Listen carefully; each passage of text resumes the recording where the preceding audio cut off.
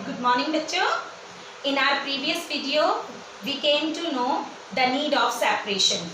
Need of separation of substances means we separate the substances in order to remove harmful substances from the mixture, in order to remove undesirable components, in order to remove two useful components from one another.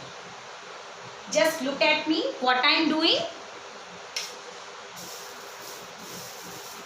Yes, I am cleaning this pulse just like your mother, as your mother do in the kitchen. I am removing stones if it has by picking up with the hand. This is our first method of separation and the name is hand picking. As the very name indicate, hand picking means to separate undesirable particles from a mixture by picking up with the hand. Just as I have done, I removed stone from pulses by hand picking. मैंने हाथ से उठाया और stones को अलग कर दिया. आपकी मम्मी भी यही करती हैं. तो इसके लिए हम क्या करते हैं बेटा, इसका एग्जाम्पल है स्टोन. हम पल्सेस से जो स्टोन रिमूव करते हैं, we remove these stones by picking up the hand. और क्या होता है बेटा, we can separate some other things also.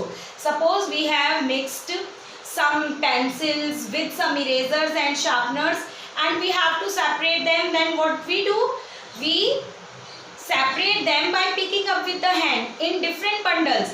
हम शार्पनर को शार्पनर के साथ रख देंगे, उनका एक पैक बना देंगे, पेंसिल्स का एक बना देंगे और इरेजर का एक बना देंगे. तो हैंड पिकिंग करके हमने ये जो तीनों चीज़ें थी ये अलग अलग कर दी. Now the second one is there. Look at me what I am doing here.